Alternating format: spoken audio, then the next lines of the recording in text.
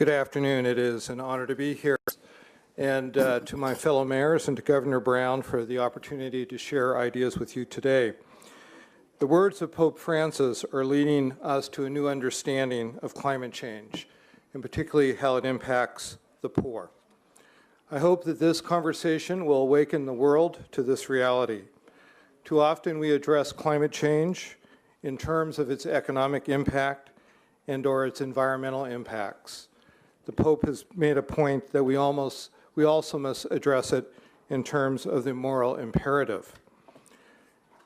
As the mayors of the world's most dynamic cities, we have an incredible opportunity to change the conversation and carry the Pope's message forward.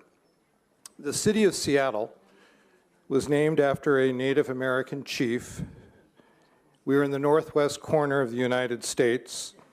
We are surrounded by incredible water and mountains and forests.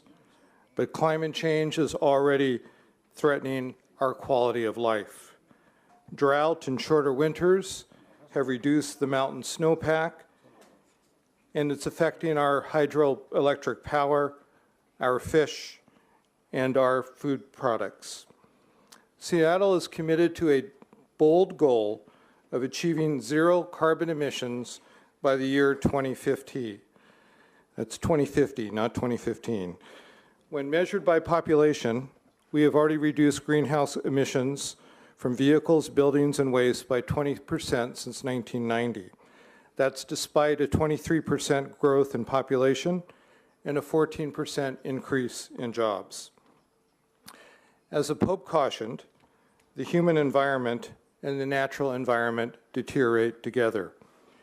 In Seattle, we are humbled and inspired by his words. Our city is committed to equity and has a history of social justice. We led the nation last year in raising the minimum wage, and we're attempting to address issues such as affordable housing and access to jobs in our technology center. But low communities in Seattle, which often means, as in most United States, communities of color, immigrants, and refugees, are often left out of the environmental benefits of our cities.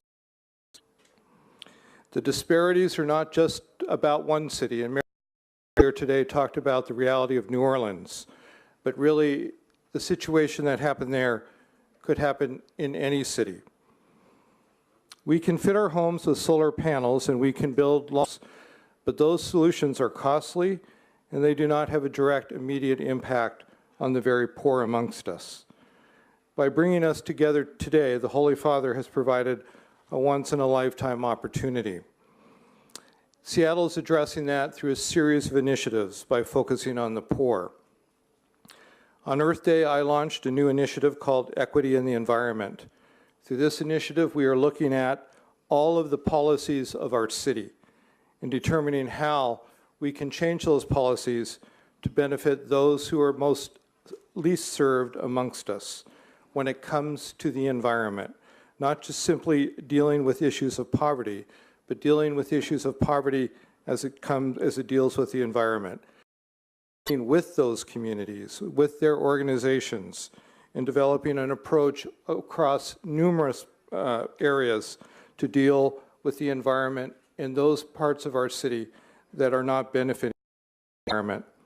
Many of our lowest income neighborhoods are the most polluted. They're located near industries. They suffer higher rates of health problems, respiratory disease, and cancer. They are also located in areas that are most likely to flood. So we're addressing infrastructure as well by identifying and installing new infrastructure that deals with issues such as drainage in those areas that are usually not served. These same neighborhoods often do not have access to healthy food, and we're focusing again on bringing fresh market food into our very low-income neighborhoods and developing markets in those neighborhoods for food. Next, we are focused on the issue of affordable housing. Seattle is one of America's fastest growing cities. Our economy is booming. You know and you've heard of our industries, Boeing and Microsoft, Starbucks, and Amazon. But that great economic boom has made our city not affordable. Often those who work in service jobs in hotels or restaurants take the bus or drive to the suburbs at night to go home because they can't afford to live in the city they work in. The centerpiece of our plan to deal with affordable housing is to require that all new development in every neighborhood build for those who make the least, particularly those who are making less than median wage.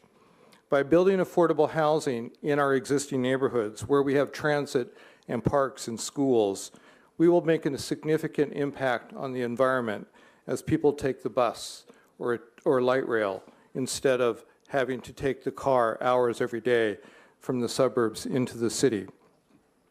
The Atlantic magazine wrote last week that our plan could actually be the first to get growth right in a way that's fair. And as they said, they haven't seen that in an American city anywhere.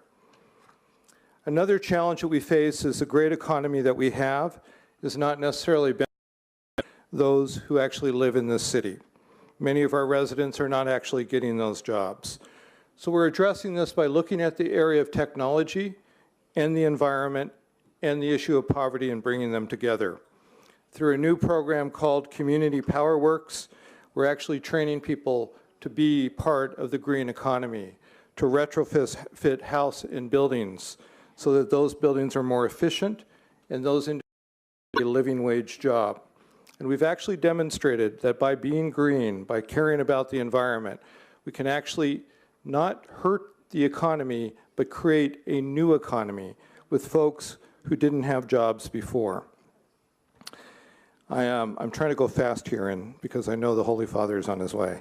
So in concluding, I do want to say two things. First of all, on the issue of human trafficking, like many of you, Seattle's trying to develop new and innovative approaches to this. But when it comes to human trafficking and sexual exploitation, one of the things we're trying to come to grips with is who are the most vulnerable and why are they the most vulnerable. We know that women are. We know that children are. But we also know that there's a group within that group that is even more vulnerable: gay, lesbian, bisexual, and transgender people and children. We must address the roots of all of the reasons that people to sexual exploitation and human trafficking if we are to get at the root causes and finally deal with it. Seattle University, which is a Jesuit university in our city, has a great leader in Father Somberg. He wrote an editorial piece recently in our newspaper. Father Somberg, the Pope's letter on the environment, the consistent focus is not on ourselves, but on others, on the poor and the most vulnerable. He wrote, "It is a joint call to solidarity with those who are most in need of our efforts because they are the ones who most experience the destructive effects of climate change. We are the ones who can most do what is needed to mitigate the effects causing their suffering. We are called to look beyond ourselves to others to ensure and protect the human dignity of the most vulnerable out of our own humanity."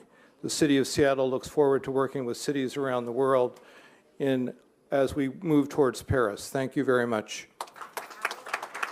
Thank you very much.